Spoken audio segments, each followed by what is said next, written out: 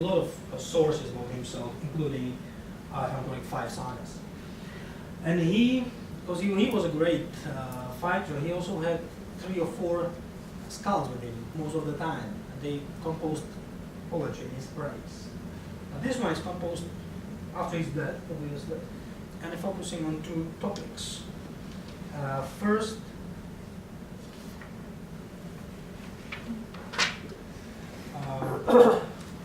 first is a description of the last battle of St. Olaf. Now the problem with this description already is, as a saint, you should not be killing people. But obviously the author of this saga didn't really care. The other sagas maybe did different care. The second stanza, the numbers are from the Hollander's translation, describes the translatio of the body. That is the moment when the king's coffin or grave was opened 5 years, no, it was just actually shorter time, a couple of months after his death. The grave was opened and the body was transferred to the church in Trondheim, in Trondheim. And this is the description of what the body did in the church of Trondheim. Now the problem, if you use it as a historical source, it might be true that the body did heal the sick. It might be that it actually worked, because the belief can do a lot of things. But if you don't believe in that, what you see here is a typical hagiography, a typical hagiographical topos of healing the blind, healing the sick. And there are more actually verses of this kind. The saga also claims the very typical thing: when the grave was opened, the king's nails and hair continued to grow, which is again one of the typical topos or topoi. So what do we have here? Is it a Skaldic poetry, ergo truth, or is it a Skaldic poetry, hagiography? And I believe it's the second. It's just the use of the European pattern, but written as a Skaldic poetry. Here, again, the problem of Sand King fighting his opponents. Some of the sources claim he didn't use the armor. Some of the sources claim he didn't fight at all. He was just praying for his opponents. He was killed. But here, Sigvald didn't care, and he describes the killing. And he even puts the name of Olaf's sword, not in this stanza, but somewhere else. And he describes in great detail how many people he killed. The problem with Sigvald is that he was not on the battlefield. He was in Rome this time. And again, I've seen Sigvald's poetry used as a historical argument many, many times, especially for early parts of Olaf's life. So taking those examples into account, and many, many others, it's actually not surprising that the image of the Vikings is changing. It's surprising that it's been so stereotypical for so long time.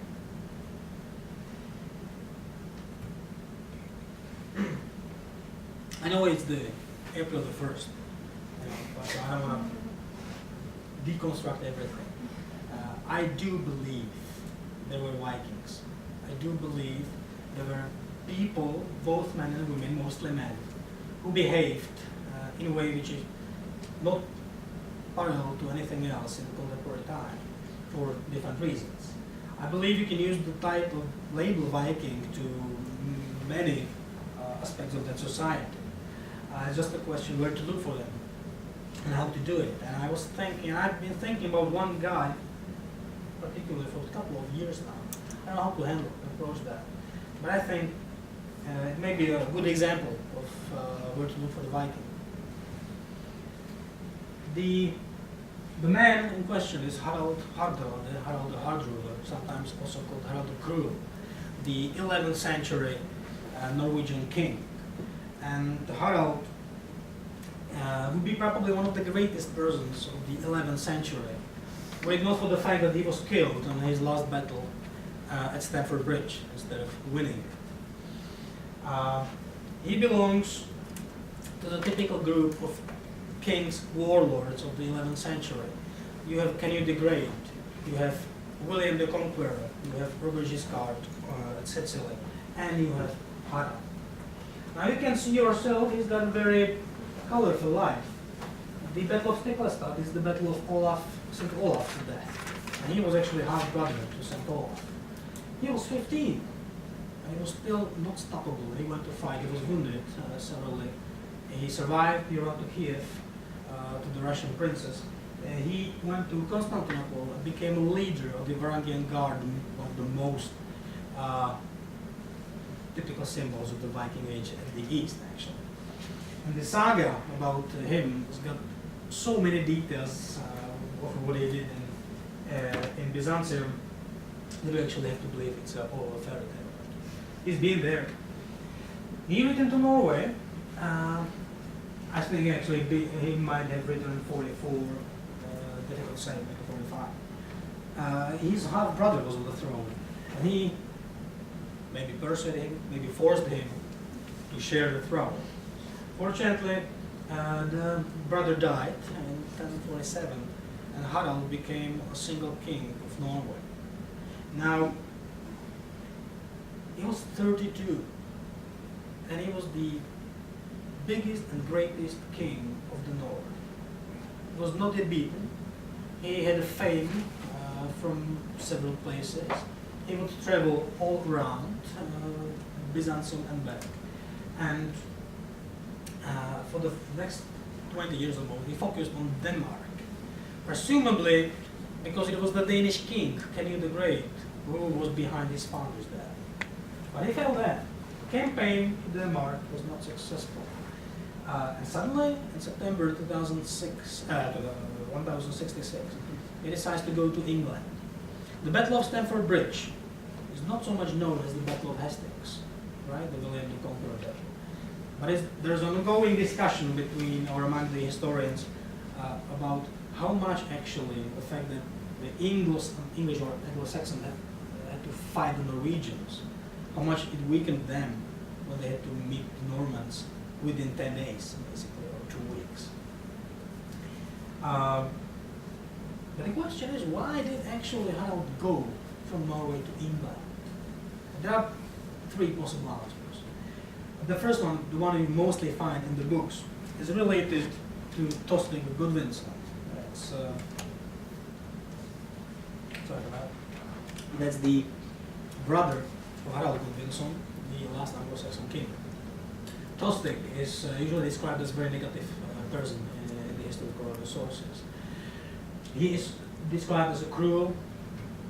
He was Jarl of Northumbria, the northern part of England. He was expelled from the country, and he kind of expected, when his brother became a king, to get this Jarldom back, and probably expected something more. This did not happen. According to some sources, he then ventured around Europe looking for support. He went to William the Bastard, William the Conqueror. He went to Denmark, probably, to Sven Estenson, and he went to Harald, to Norway. And according to the Norwegian sources, he actually found an open ear there, and he persuaded Harald to go to invade England. Now this sounds plausible, but on the other hand, some sources have the story differently. And to invade England has never been an easy task. It's been done like twice in history. And Harald was fighting his whole life. He had to know that. And you don't just create invasion within a couple of months. Not such a big one. So it's rather possible that Harald, the Norwegian king, was thinking of the invasion for a long time. Tostig nevertheless. The second explanation, the possible explanation, lies in an old treaty between the Norwegian king and the Danish king. The treaty goes to the 30s. And according to this treaty, that of those 2 kings who had male offspring should inherit everything. And since the Danish king was also in name kind of king of English because of Kenny the Great, Harald claimed he's got the right for the Anglo-Saxon throne. In fact, this is more science fiction than a historical mechanism of power. If not for nothing else, for the fact that the Anglo-Saxon throne was more an electionary one, not a hereditary one, and you can't really buy it. You have to go and be claimed by the bottom. And Harald had to know the same mechanism was in practice in Norway. So I think we should look somewhere else for the explanation of the invasion. It's a speculation, but I believe it's a plausible explanation. It's based on his personal character. What we know about him has been already mentioned here. He was the mightiest man in Scandinavia when he was in his 30s. He got all of it, according not only to the Norwegian sources, but according to some outside sources as well. But the next 2 decades almost were much less successful. He became a king of the Norway, of the way north, of basically the last place on earth he probably would like to be a king of. He tried to win Denmark, probably to punish the Danish for the death of his father. He did not succeed. And he was approaching his 50s in 1066. And 50s, 51, that's an old age for a king of Norway and for a Viking. So the question is whether he was not simply trying to finally achieve the greatness he was looking for all the time.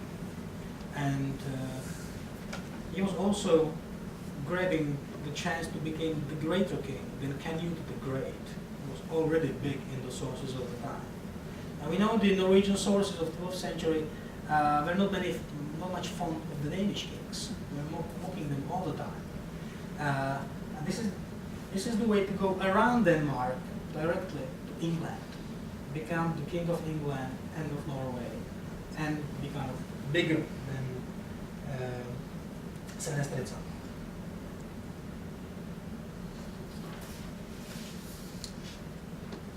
Maybe it was a speculation, but I believe Harald might have been aware of one of the most famous verses from the Viking age. This is the verse from stanza 77 from the Hávamál, the same, which is basically part of it, an ethic code of behavior. It's got some everyday things, but it also has some verses related to how you should behave in the whole life. And it says, read yourself, it's not the everyday life and everyday death which matters, but it's the way you're being remembered which matters for the posterity, for the history. And I said that I think the Vikings are a label misused and misunderstood. I think we're talking about one of the imagined communities here, imagined by the 20th century and 19th century scholars about the 8th to 10th.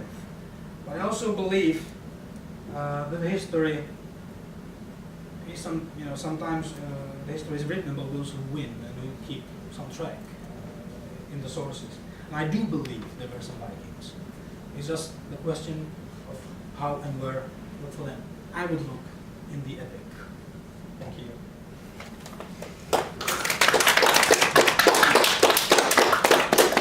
This might be the other explanation. Well, if people have any questions or comments, the floor is open. Thank you so much for this really interesting insight into the question of who knew the Vikings and goodbye around. Questions? Well, you said that the perception of the Vikings has changed considerably because of archaeological discoveries. Do you want to talk just a little bit about that? That's probably my weakest field. Oh, well, But I can say some few things. I'm sure you can say a lot more than I know, so. Right now, thinking maybe for three or four different things. First is the change in chronology, or better methods to actually be explicit on the chronology. We know about some finds which have been redated within decades or even half a centuries. So the chronology is now much more precise. That's one thing. Because of dendrochronology, which is an old method, but we have more material. Because of some runic inscriptions being found, either the everyday life runic runes from Bergen and the area. These are found from the 60s up, but being analyzed up to today. And some occasionally runestone which could be found, or some archaeological finds. There is there's a huge attribution. The one Hodges base this argument on is the amateurs among the archaeologists, people who actually go searching in the area. And one of the reasons why the Vikings were always understood as destroying and plundering in England was the fact that there were several hordes of coins found and some silverware stacked secretly somewhere. And since they were not reopened and found, was believed those people were killed by the Vikings. But the people, with the metal detectors, which used their weekends to walk in the countryside, they actually revealed hundreds of coins and hundreds of pieces of metal all around English countryside, and Danish and Norwegian.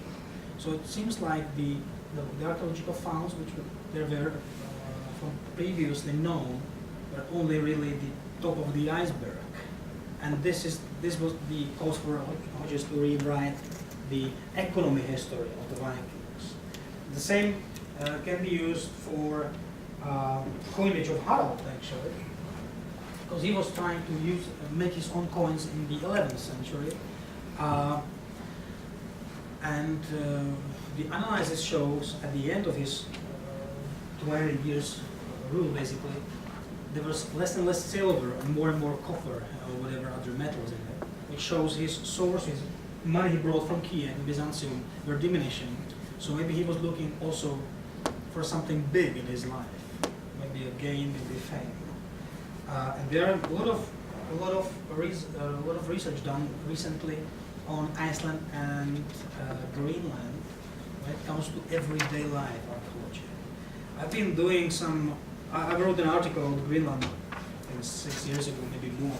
It's kind of amazing, actually, because Greenland gives you the unique opportunity to dig out an untouched site.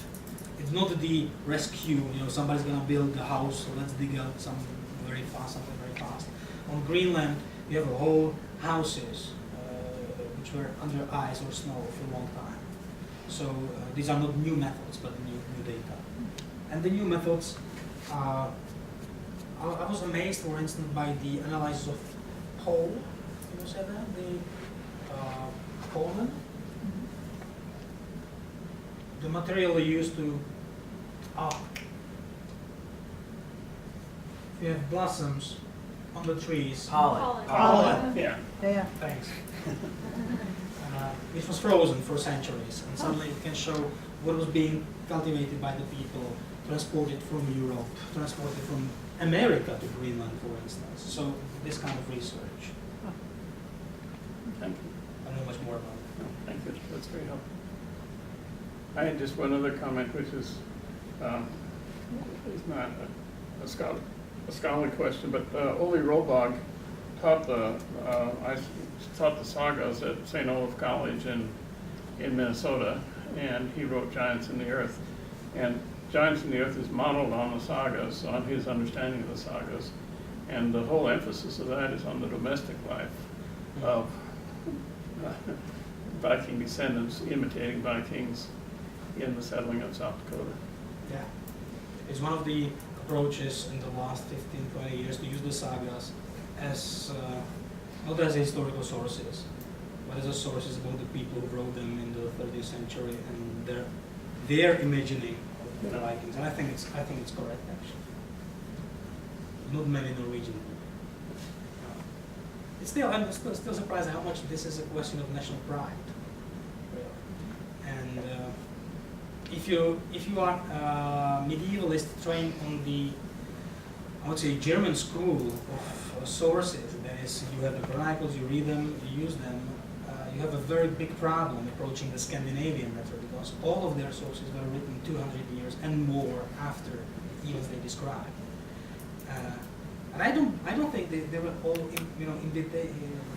they were all made up by the people in the 30th century. They must be part of truth, or kind of history, but it's very difficult to find out what kind.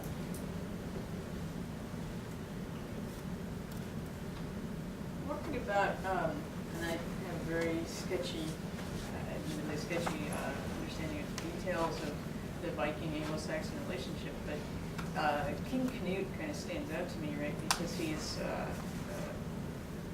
Viking invades, but takes over, and it's a period of prosperity for the Anglo-Saxons, and it doesn't seem like it goes badly, right? I mean, things go worse after he dies, and then it's kind of a mess again, right? So would that fit into a kind of reimagining of what the relationship is between the Vikings and the Anglo-Saxons in this period, to see potentially more alliance or allegiance than, you know, this much more typical, like, it's all about invasion all the time narrative? I mean, does that help explain Canute in some way?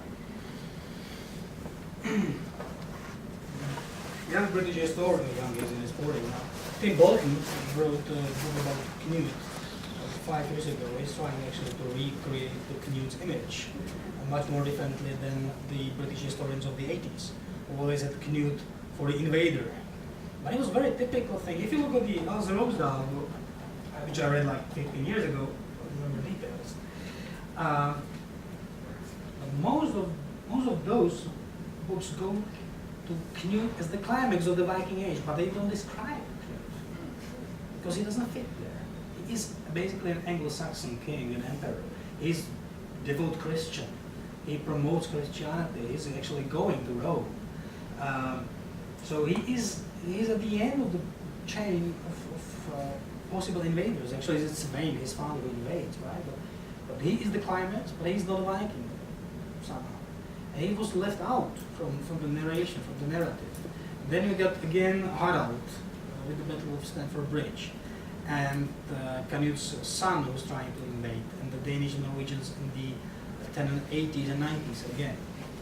But as you said, Canute is Anglo-Saxon king. He accepted that. And we don't know much about his training, but he might have been educated from the very early age to be a possible heir to the English throne, or at least somebody who's going to live life bigger than the average Danish Viking king. So I think this is changing. There's the image of the Canute, the invader. Now it's Canute the emperor. It's the great Anglo-Saxon / Danish / Norwegian. The Norwegians don't like it. I think that has some really interesting implications for how, for what you're pointing out with Stamford Bridge and what happens with William the Conqueror, and I mean, being in the English department, and in that vein of it, it would be really interesting to evaluate that narrative through this. This is really good. The English story, let's say, or narration of the battle is much focused on Tostig, on the Anglo-Saxon inner disputes.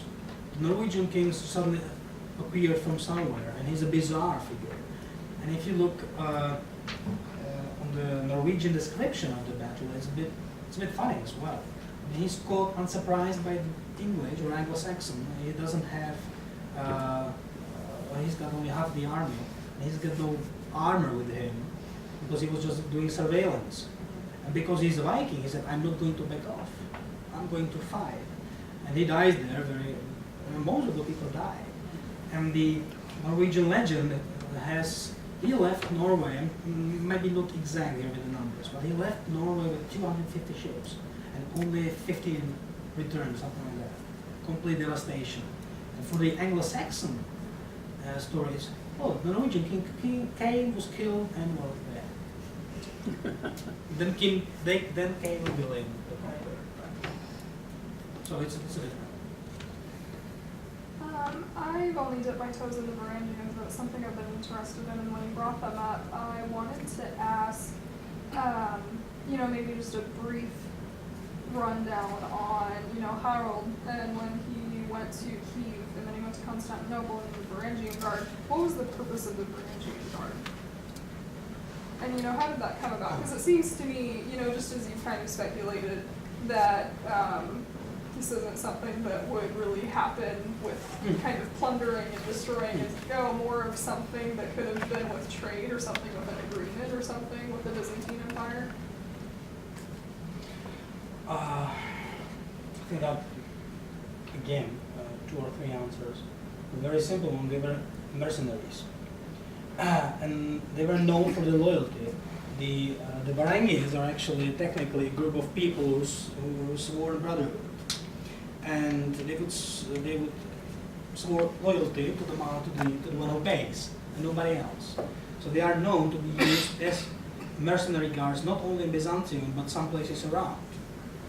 And of course, you're from Sweden, Norway, Denmark, whatever, you're in Constantinople, and you don't speak the language, you look different, you're blonde. So you have only the people around you to actually defend you. And it's known from Byzantine sources, they even had their own legislature. They had some different rules of what they can do, trade, they could drink, or whatever. So they were mercenaries, that's one thing. Second thing, this was the safe haven if you run into troubles in Scandinavia. Many of those people who appeared in the East, they used it as kind of legion, as the foreign legion was used in the 20th century. You run into trouble, you go eastwards. You either serve for the Russians or the Kiev princes, or you go south to Byzantium, and in Byzantium the pay is better. So they usually did go there.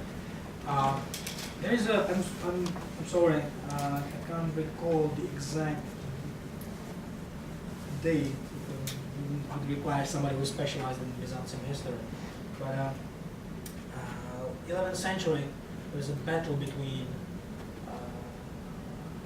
12th century. Whatever. I had to find this myself. The emperor's guard was ordered to defend a completely hopeless position, and they knew they were going to be slaughtered. And they were told to defend the position because of the history, because of the memory, not the money, but the fact that they will be famous. And they did, according to the sources. They were killed, almost all of them. And there's kind of pathos or epic for the Varangian Guard as well. I was once trying to persuade a friend of mine from the Prague Charles University to use some Byzantine sources because they were not translated to a language I know, and we never concluded this discussion. The image of Harald is different in Byzantine Chronicles. He's a small figure, but he is there as the leader of the allied troops. He was usually sent any place which was not very safe, or against their own people, or against the Bulgarians, or to Sicily to fight the Normans actually. So we know he was there. He was very effective or efficient when it comes to warfare. The Byzantines, the adjective Byzantine sources do not have all those funny details you find in the sagas, but then I believe the sagas are actually fairy tales, especially when it comes to the end of Harald in Byzantium.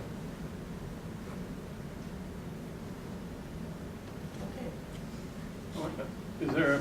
Is there any kind of, I was interested in your analysis of the sporadic appearances of Christianity apparently before St. Olaf. Is there any kind of demographic picture that's been worked out of where those occurrences are and how they relate to the ultimate Christianization of Scandinavian countries?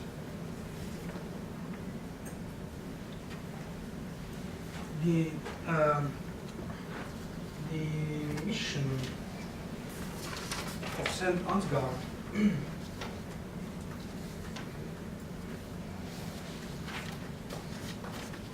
somewhere,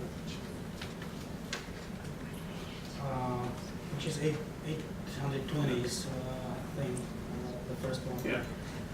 Goes who had to be to Birka. And those centers are very often connected to Christianity, and they are until today. The truth is, some of the analyses are a bit, a bit awkward. There is an analysis about the graveyards in Birka, which is a trade town in Sweden. And the analysis, the point of the analysis is in the direction of the graves, because it's supposed for the Christians to lie east to west, orientation. It's one direction. And this analysis says more than 70% of the graves from the 9th century are actually in the direction, so ergo they were Christians. But the truth is the graves are in so bad shape they have to include a margin of 30 degrees. So I think if you include a margin of 30 degrees, you probably find many non-Christian graves which look like Christian graves. But the demography or geography would be whole Denmark for the 10th century, and probably for the 9th century already. This part of Sweden, we had to be into the Stockholm area, the Norra. And when it comes to Norway, it's the Vik, for some of them, and for some reason, some of the fjords here, unlike the north, it was always taken over here. So yes, there are some data for that. I'm not sure of the distribution though, but it's probably got something to do with the trade, because those people were trading. I was once talking to, actually, Professor Keller, the one you saw in the photo, and we were discussing why actually did the kingdoms, the centers appeared here, and here. Why not elsewhere? To get to Oslo is a pain even today. And he concluded it's probably not because of the land, but because of the sea. Because you use the sea to trade. So you have to control the trade. That's why you have those. There's a channel here. That's why they used Hávamál. And in order to trade with the Christians, you have to be Christian. Or at least somehow, somehow. So I think this explains the pattern. It was 6, so unless there are other questions, I thank you for the attendance.